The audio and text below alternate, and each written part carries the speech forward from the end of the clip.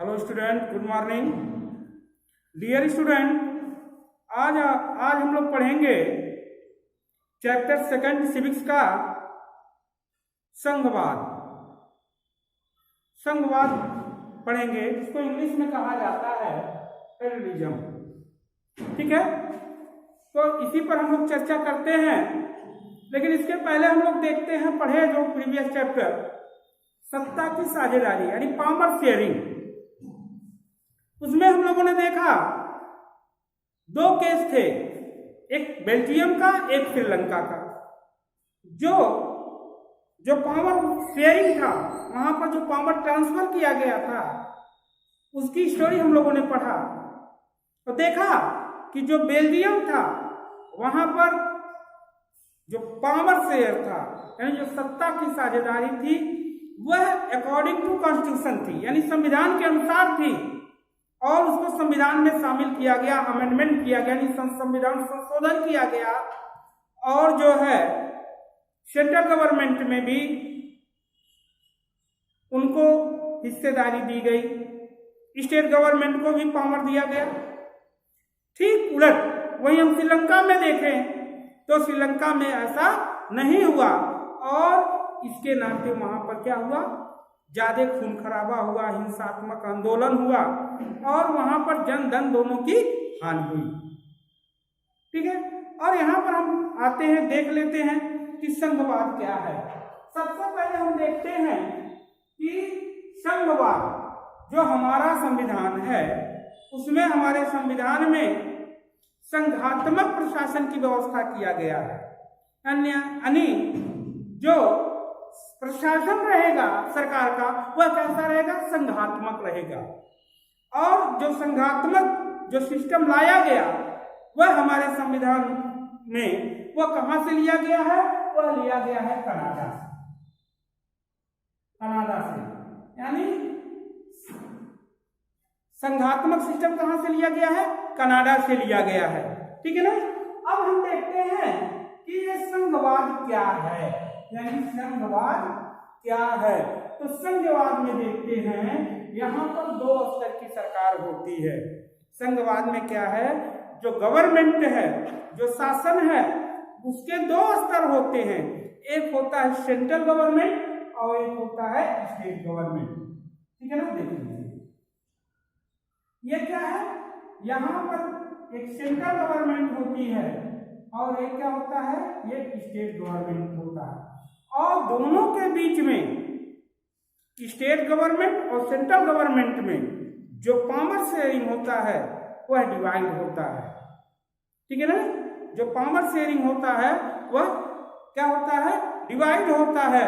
और इसी को हम क्या कहते हैं, संघवाद कहते हैं। यानी संघवाद वो होता है जिसमें जो सत्ता होती है, सत्ता की हिस्सेदारी स्टेट गवर्नमेंट और सेंट्रल गवर्नमेंट के बीच में होती है, उसे हम क्या कहते हैं, संघवाद कहते हैं।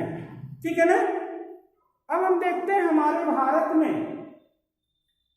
संघात्मक प्रणाली है, लेकिन अगर विश्व में देखा जाए तो शासन प्रणाली दो तरह की होती है। अगर विश्व स्तर पर देखा जाए जो शासन होता है, जो शासन सिस्टम होता है, यानी जो शासन प्रणाली है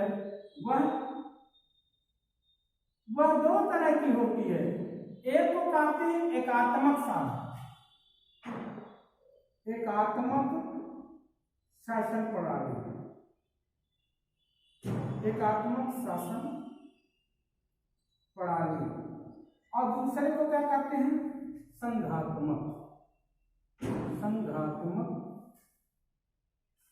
शासन प्रणाली। ठीक है। एकात्मक शासन प्रणाली क्या होता है, इसमें क्या होता है, इसमें एक ही लेवल होता है। ठीक है ना। इसमें क्या होता है, एक ही लेवल होता है और उसके सेंट्रल गवर्नमेंट होता है। पूरा पावर किसके पास होता है, सेंट्रल गवर्नमेंट के पास होता है। उसके नीचे जो भी सब यूनिट होती हैं वह सेंट्रल गवर्नमेंट के अकॉर्डिंग ही काम करती हैं। यानी उसके जो नीचे जो और भी लेवल होते हैं, राज्य सरकारें होती हैं और लोकल गवर्नमेंट होती हैं, वहां पर जो भी नियम कानून होता है वह केंद्र सरकार का ही चलता है। तो इसे हम कहते हैं एकात्मक शासन प्रणाली। ठीक है ना, कि वहां पर जो भी कानून होता है, जो भी रूल रेगुलेशन होता है, वह बाध्य होती हैं, वहाँ की सरकारें जो लोकल होती हैं या स्टेट गवर्नमेंट होती हैं, वह सेंट्रल गवर्नमेंट के कानून को मानने के लिए बाध्य होती हैं। यानी पूरे देश में केवल एक ही प्रकार का शासन चलता हो, सेंट्रल गवर्नमेंट से चलता है, उसे हम कहते हैं एकात्मक शासन प्रणाली। जैसे आप देख लीजिए ब्रिटेन में भी इसी तरह से है, ब्रिटेन में एकात्मक शासन प्रणाली है, फ्रांस में आपके क्या है, एकात्मक शासन प्रणाली है। ठीक है, और दूसरा जो हमारे चैप्टर में है, इसको हम लोग पढ़ रहे हैं, संघात्मक शासन प्रणाली वो होती है जिसमें जो पावर होता है, जो सत्ता होती है, जो शक्ति होती है, उसका बंटवारा स्टेट गवर्नमेंट और सेंट्रल गवर्नमेंट के बीच में होता है। उसे क्या कहते हैं, संघात्मक शासन प्रणाली कहते हैं। इसमें जरूरी नहीं होता है कि केंद्र सरकार की हर बात को ही स्टेट सरकार गवर्नमेंट माने। स्टेट गवर्नमेंट को कुछ अपने खुद पावर होते हैं, उसका उपयोग करता है। ठीक है ना, तो ऐसी व्यवस्था को हम क्या कहते हैं, संघात्मक शासन प्रणाली कहते हैं। जैसे आप देख लीजिए भारत और अमेरिका है, बेल्जियम है, ऐसे तमाम ऐसे राज्य हैं, देश हैं जहां पर संघात्मक शासन प्रणाली है।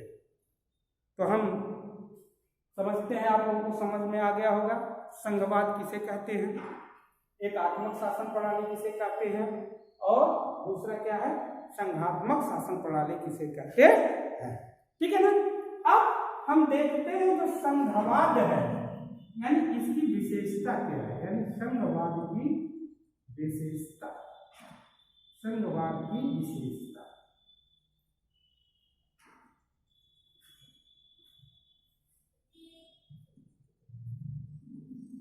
विशेषताएं को हम देख लेते हैं, संघवाद की विशेषताएं। ठीक है ना, कैरेक्टरिस्टिक ऑफ द फेडरलिज्म। तो हम देखते हैं जो संघवाद होता है, जो संघात्मक देश होते हैं, इसमें 2 या 2 से अधिक स्तर होते हैं।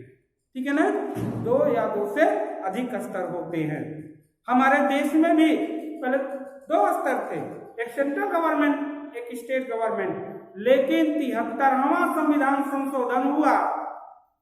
ठीक है ना, पंचायती राज यानी ग्राम पंचायत को इसमें शामिल किया गया, और फिर 74वां संविधान संशोधन हुआ, फिर नगर पंचायत को इसमें लाया। ठीक है ना, इसको हम लोग पढ़ेंगे, लेकिन हम देख लेते हैं विशेषता, देख लेते हैं संघवाद की विशेषता क्या होती है। तो नंबर 1 पर है कि जो संघात्मक देश होते हैं, संघवादी देश होते हैं, उसमें 2 या 2 स्तर होते हैं, गवर्नमेंट के 2 या 2 से अधिक स्तर होते हैं।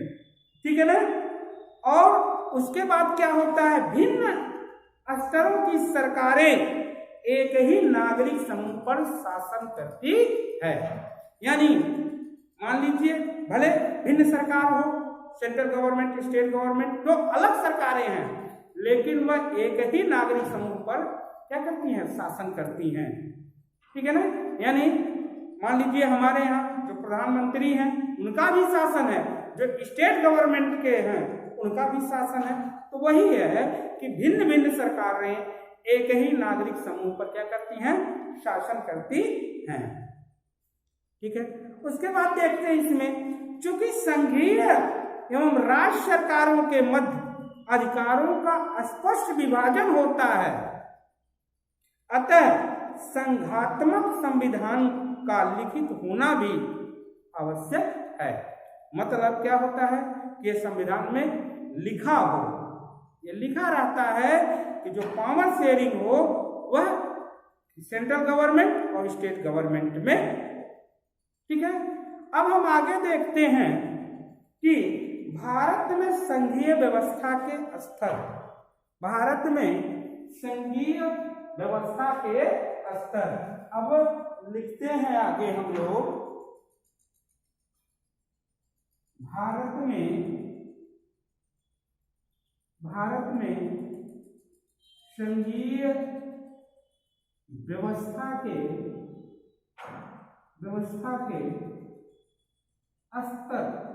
स्तर को हम देखते हैं तो 3 तरह के स्तर हैं। हमने जैसे बताया पहले 2 थे, लेकिन अब क्या है, आपके 73वां और 74वां संविधान संशोधन हुआ तो इसको क्या कर दिया, लोकल सेल्फ गवर्नमेंट यानी शासन स्वशासन की प्रक्रिया लाई गई।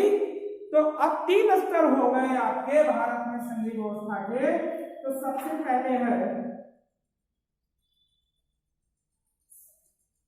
पहले क्या है आपकी है केंद्र सरकार। पहली क्या है, केंद्र सरकार।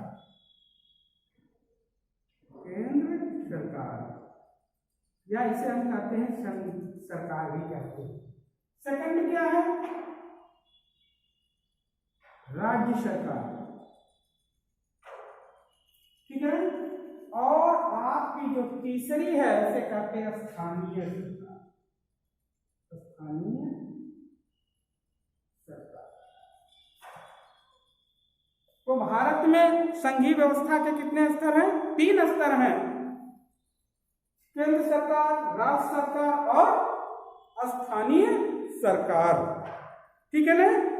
और हमारे संविधान में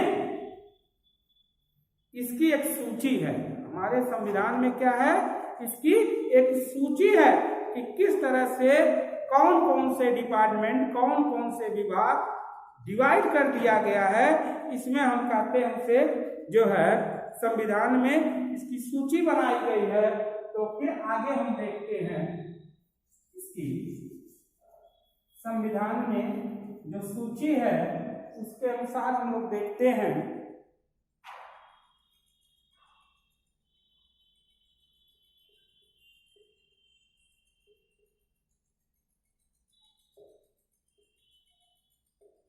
जो सूची है वो 3 लिस्ट बनी है।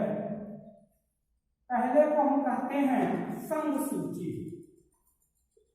संघ सूची इंग्लिश में से कहते हैं यूनियन लिस्ट। दूसरी है राज्य सूची। राज्य सूची जिसे हम कहते हैं स्टेट लिस्ट। और तीसरी है इसे हम कहते हैं कॉन्करेंट लिस्ट यानी समवर्ती सूची।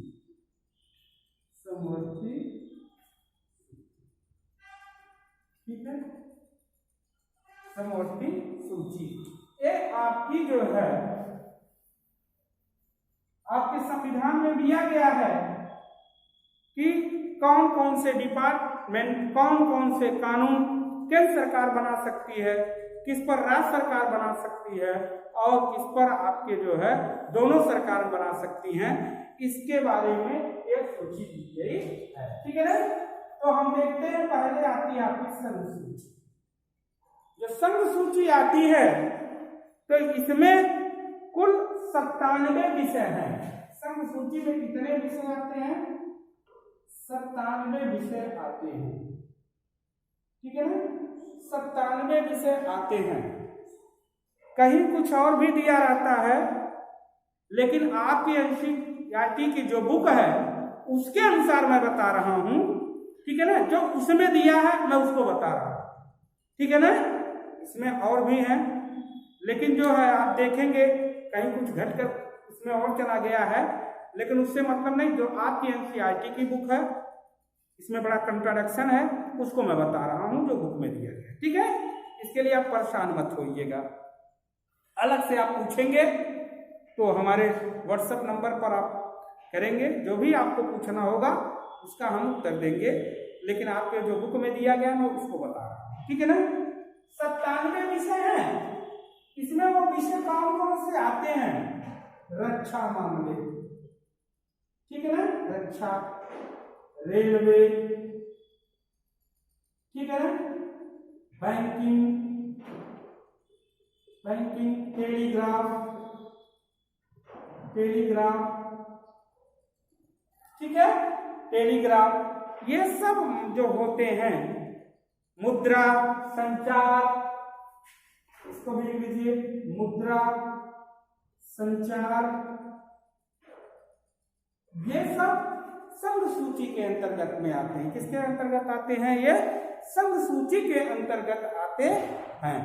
ठीक है ना, ये संघ सूची के अंतर्गत आते हैं। ठीक है, ये संघ सूची के अंतर्गत आते हैं।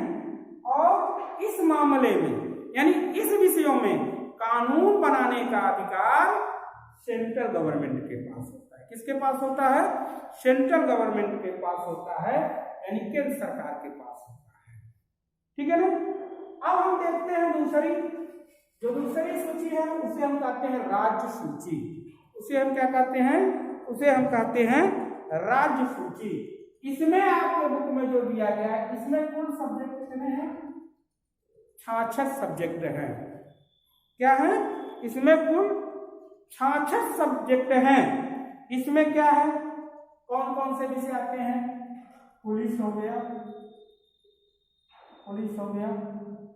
व्यापार हो गया, वाणिज्य हो गया, कृषि हो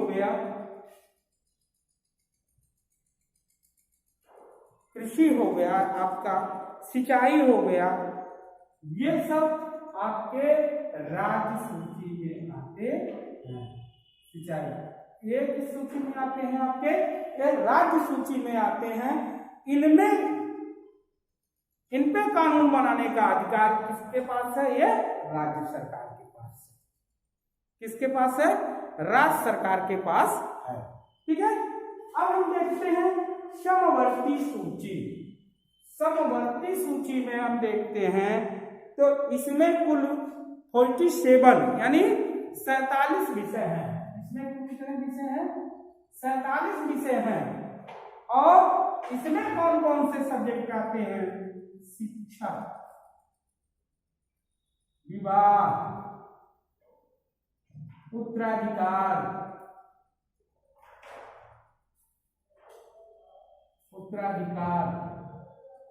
ठीक है ना, वन, गोद लेना, ये सब समवर्ती सूची में आते हैं। ये किसमें आते हैं? समवर्ती सूची में आते हैं। इन विषयों पर कानून बनाने का अधिकार केंद्र सरकार और राज्य सरकार दोनों के पास होता है। और इसे हम क्या कहते हैं? समवर्ती सूची कहते हैं।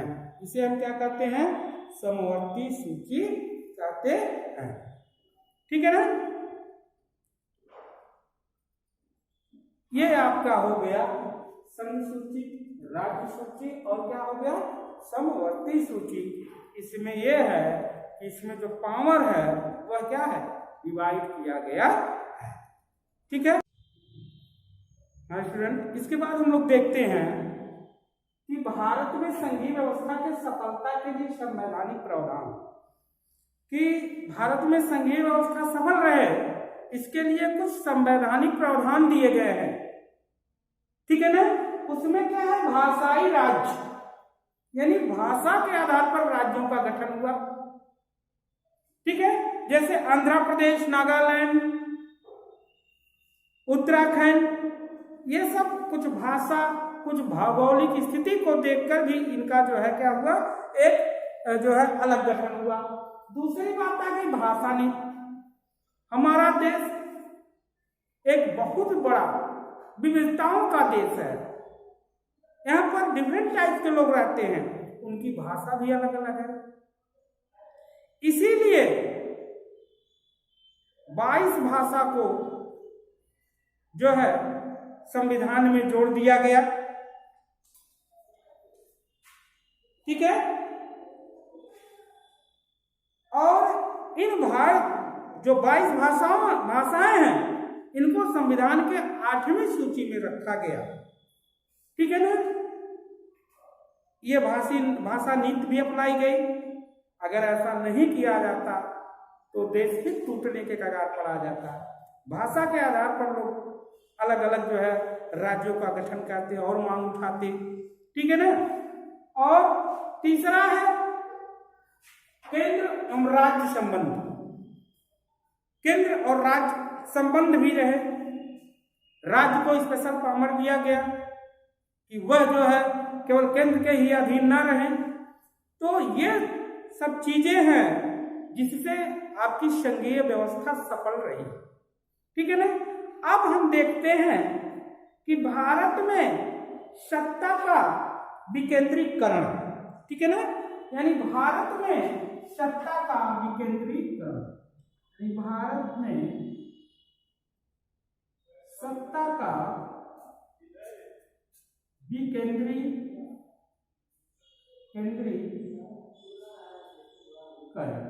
ठीक है ना। भारत में सत्ता का विकेंद्रीकरण आपने देखा कि सेंट्रल लेवल पर, स्टेट लेवल पर, लेकिन 73वां और 74वां संविधान संशोधन के तहत ग्राम पंचायत और नगर पंचायत को भी क्या किया गया, जोड़ दिया गया। तो हम इसी में देखते हैं कि सबसे पहले हम जाते हैं जो से नीचे लेवल पर देखते हैं तो दो तरह का है। एक होता है ग्रामीण स्तर पर, ये क्या है, ग्रामीण स्तर पर, और दूसरा क्या है, शहरी स्तर पर। पहला रूरल लेवल और सेकंड क्या है, अर्बन लेवल, यानी शहरी स्तर पर, ठीक है। तो हम जब ग्रामीण स्तर पर देखते हैं तो जो सबसे छोटी इकाई होती है उसे हम कहते हैं, देख लीजिए इसका किस तरह से डिवाइडेशन हुआ है। इसको हम तीन तरह से मान लेते हैं ग्राम स्तर पर, ठीक है ना। ग्रामीण स्तर पर यानी इसको हम लिखेंगे ग्राम स्तर पर, ग्राम स्तर पर, ठीक है ना। ग्राम स्तर पर हम देखते हैं क्या है, ग्राम सभा, ठीक है। इसके बाद आती है ग्राम पंचायत, ग्राम पंचायत, और फिर तीसरा क्या है, न्याय पंचायत, ठीक है ना।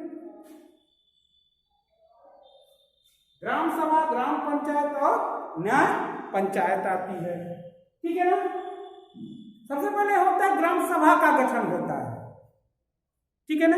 ग्राम सभा का गठन होता है,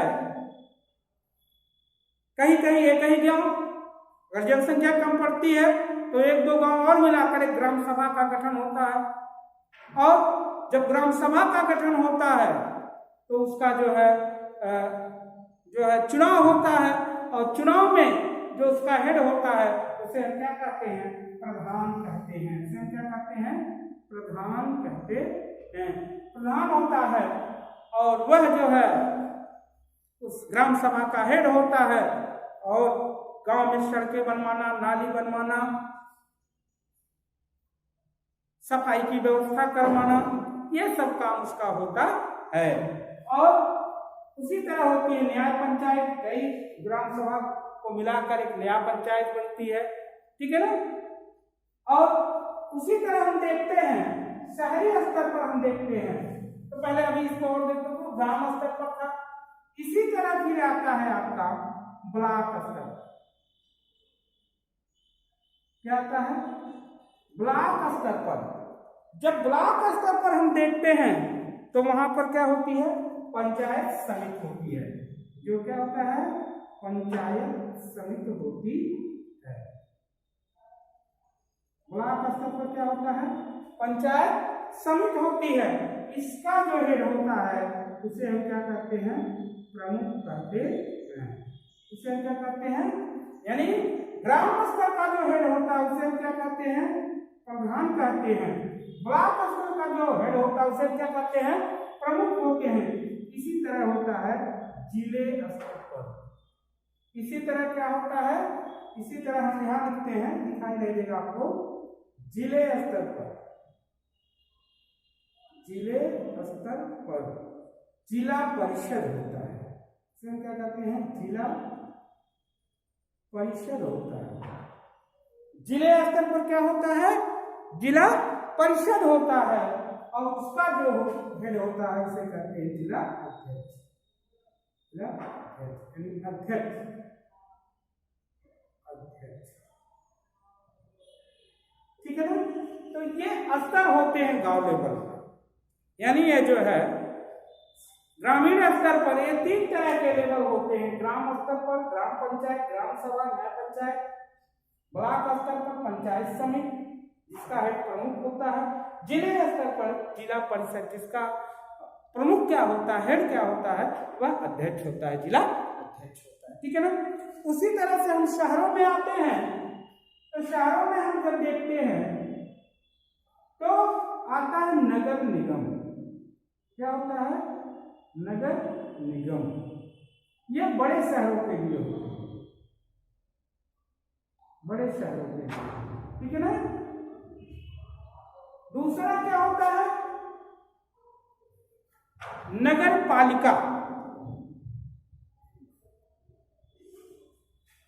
दूसरा क्या होता है? नगर पालिका। और जो तीसरे स्तर का होता है उसे हम कहते हैं नगर पंचायत। ठीक है ना। नगर पंचायत।